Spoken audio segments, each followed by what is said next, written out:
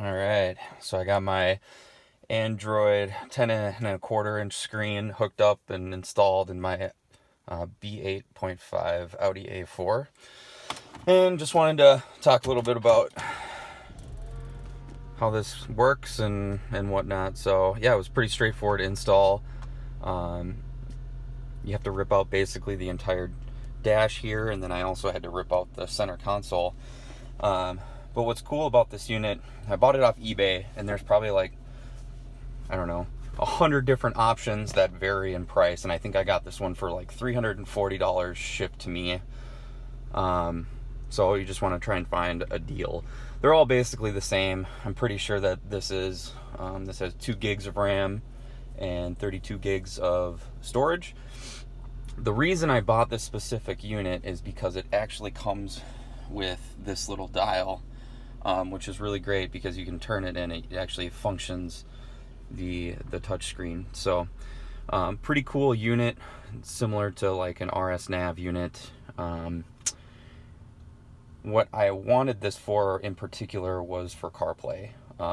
That's what I use. I don't really use the navigation that came with this. I wanted it for CarPlay because I have an Apple. So what I did is, while I had this entire dash ripped apart, I actually took the cigarette lighter, this whole unit out, and I replaced it with a USB port. And basically there's 2 USB ports that have 2 3-foot cords, and the cords run in the back of the dash and into the glove box. And then in the glove box here I have the CarPlay unit. So anytime I hook up my phone to this bottom unit here, it actually brings up CarPlay. So that was really the biggest thing that I wanted to do with this unit. But it's pretty cool. The stock navigation actually works pretty well. I noticed it's a little bit out of date, and that if I go to some newer developments around my area, it doesn't pick them up. But I don't really use it, so I don't really care. I don't really use the Bluetooth on this either. However, I have, and the quality is pretty good.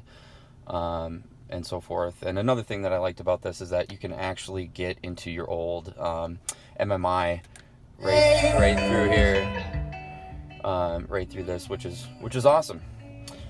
Good to keep that intact. Another thing I did was I installed a backup camera. This was like for $22 or so.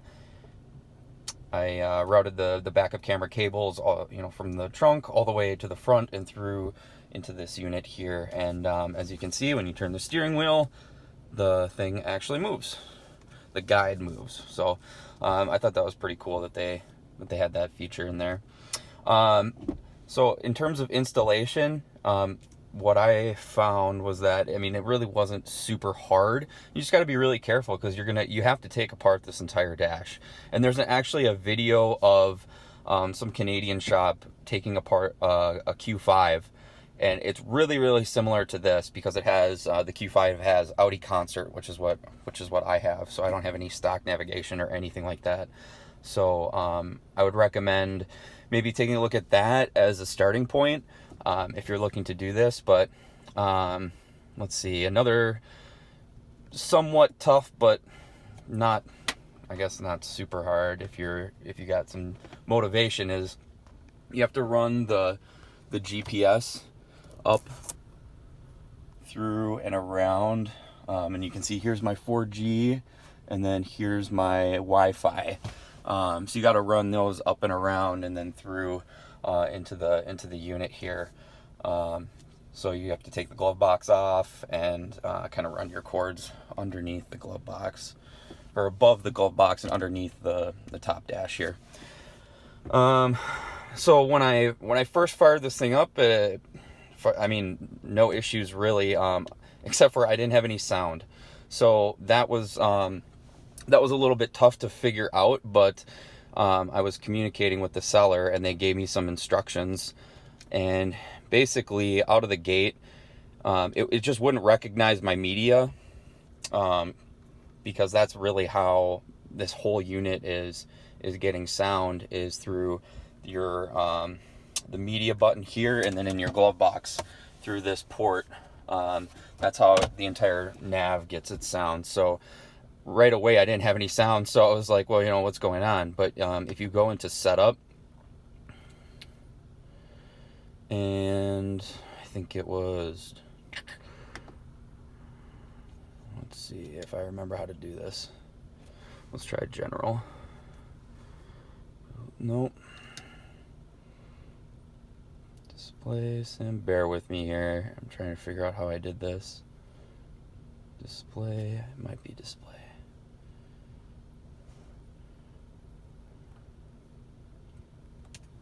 Nope. Well, I guess I'm not gonna show this on the video because I forgot. I'd have to relook at the directions, but essentially, oh, wait a minute, let's try this. Hold down the settings button. Nope. Or was it the car button? Yeah, okay, here we go.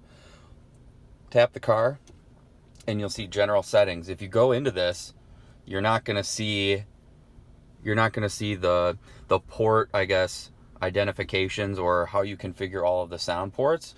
So if you go back, what you need to do is you actually need to hold this, I believe. Haha. And now you can get into the CAN bus info. Oh, that's not what I wanted. Factory head unit parameter settings, that's what I wanted. And basically you have these aux modes, and they need to be mapped to the correct channels in order to get your unit to work correctly. So what worked for me, I had to play around with all these, was channels 1, 5, and 5. If by default they're all three are set to 1.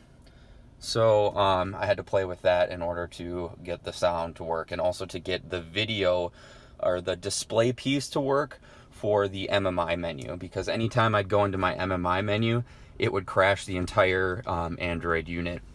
So just something to think about. No, your unit's not broken. You just need to configure the display settings. So that was another thing.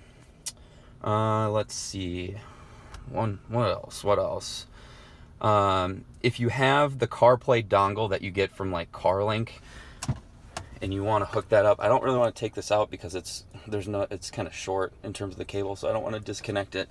But it's the standard CarPlay unit that you can get from, like, I think the company is called CarLink or something like that.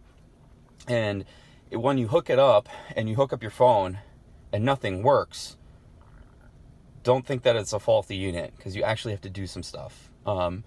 So what I had to do is, in the instructions that came with the CarPlay unit that's in my glove box, it actually tells you to go to a specific URL. So what I did is I brought up, let me see, I think I brought up apps. Where's apps? Apps. And I had to go to Chrome. I had to use Chrome and plug in the link that it gave me on the instructions. And I'm doing this because I'm doing this in my garage, so I have Wi-Fi in here, so I was able to. And basically what happens is that it downloads this AutoKit, and AutoKit is really this CarPlay.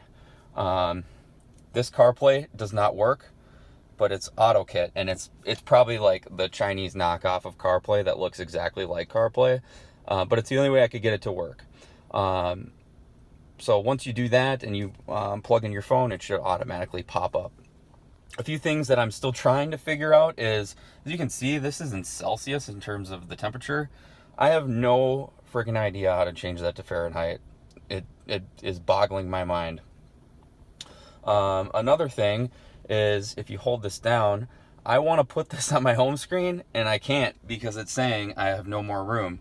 And I have no idea how to get rid of them on my home screen. So if I don't like this dashboard thing, it's kind of useless.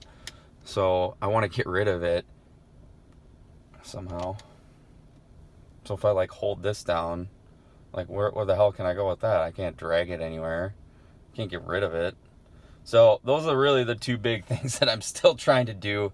A note, I am not using this for Bluetooth at all, so I haven't really tested it a whole lot. It works, but I don't really use it. So anyway, that is kind of my 10-minute review.